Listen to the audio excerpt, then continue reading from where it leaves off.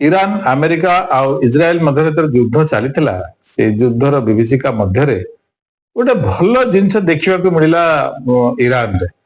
ତେହରାନର ଗୋଟେ ସୁପର ମାର୍କେଟରେ ସେଠି ଗୋଟେ ବ୍ୟାନରଟେ ଟଙ୍ଗା ହେଇଥିଲା, ଗୋଟେ ବଡ ବ୍ୟାନରଟେ। ସେ ବ୍ୟାନରରେ ଲେଖା ହେଇଥିଲା ଯେ ବର୍ତ୍ତମାନ ଦେଶର ଅବସ୍ଥା ବହୁତ ଖରାପ, ଆଉ ଯୁଦ୍ଧ ପରିସ୍ଥିତି, ଆପଣ ମାନଙ୍କ ଭିତରେ ଯୋଉମାନେ ଅସହାୟ ଅଛନ୍ତି, ଯୋଉମାନଙ୍କ ପାଖରେ ଆର୍ଥିକ ଅବସ୍ଥା ଖରାପ ହେଇଯାଇଛି ଯୁଦ୍ଧ ପାଇଁ, ସେମାନେ ଆସିକି ଆମ ଷ୍ଟୋରରୁ ଅତ୍ୟାବଶ୍ୟକ ଜିନିଷକୁ ନେଇପାରିବେ ବିନା ପଇସାରେ, ଯୋଉଟାକୁ କି ପରେ ଯୁଦ୍ଧ ସରିଲା ପରେ ନର୍ମାଲ ସି ଆସିଲେ ତାକୁ ସୁଝିବେ। ଏଇ ଯୋଉ ବ୍ୟାନର, ତ ମୁଁ ଭାବିଲି ଯେ ଏମିତିଆ ବ୍ୟାନର ଆମ ଦେଶରେ କେବେ ଟଙ୍ଗା ହେଇପାରିବ କି? ଏ ଗୋଟେ ପ୍ରଶ୍ନ ମୋ ମୁଣ୍ଡରେ ଆସିଲା। ତାପରେ ଭାବିଲି ଯେ ଯୋଉ କରୋନା ସମୟରେ ଯେମିତି ଭାବରେ ଦେଶକୁ ଲୁଟାଗଲା, ଯିଏ ଯୋଉଠି ପାରିଲା, ଯାହାକୁ ଯୋଉଠି ସୁବିଧା ମିଳିଲା ସେ ସେ ବାଟରେ ଲୁଟି ଚାଲିଲା ଦେଶକୁ।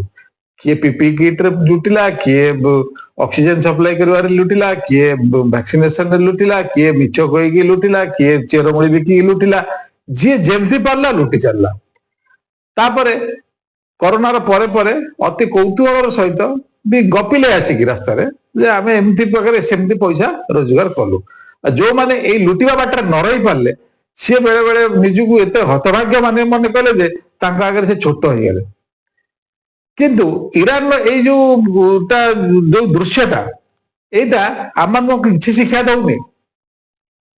ଯୁଦ୍ଧର ପରିସ୍ଥିତି ଟିକିଏ ନାକୁରୁ କଣ ହେଇଗଲା, ଯୋଉଥିରେ କି ଆମର ଗ୍ୟାସ ହୋର୍ଡିଂ କରିଦେଲୁ, ଆମେ ଆଳୁ ପିଆଜ ରସୁଣ ହୋର୍ଡିଂ କରିଦେଲୁ, ଆମେ ତେଲକୁ ହୋର୍ଡିଂ କରିଦେଲୁ, ତେଲ ଡୁପ୍ଲିକେସି ବି କରିଲୁ, ସବୁ କିଛି କରିଲୁ।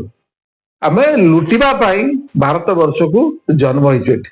ଆମ ଭିତରେ କୌଣସି ମାନବିକତା ନାହିଁ, ଆମ ଭିତରେ କୌଣସି କର୍ତ୍ତବ୍ୟବୋଧତା ନାହିଁ। ଏଇଟା ନିଶ୍ଚିତ ମାନିବାକୁ ପଡିବ, ନହେଲେ ଆମ ଦେଶରେ ବି ସେତେ ଦେଖାଯାଆନ୍ତା ନା। ଆମେ କଣ ଅସୁବିଧାରେ ପଡୁନି କି? ଆମେ ତ ବହୁତ ସମୟରେ ଅସୁବିଧାରେ ପଡୁଛେ, ବାତ୍ୟା ହଉଛି, ବନ୍ୟା ହଉଛି, ସବୁ ହଉଛି। ତେଣୁ ଆମକୁ ବିଚାର କରିବାକୁ ପଡିବ। ଆମେ ଗୋଟେ ମାନେ ସମ୍ପନ୍ନ ଆଉ ଆଧୁନିକ ରାଷ୍ଟ୍ର ହିସାବରେ ଆମକୁ ଚିନ୍ତା କରିବାକୁ ପଡିବ, ଆମକୁ ଏଇ ଜିନିଷକୁ ଆପଣାଇବାକୁ ପଡିବ। ବିଚାର ଆପଣ ମାନଙ୍କର। ଜୟ ଜଗନ୍ନାଥ, ଜୟ ହିନ୍ଦୁ ରାଷ୍ଟ୍ର।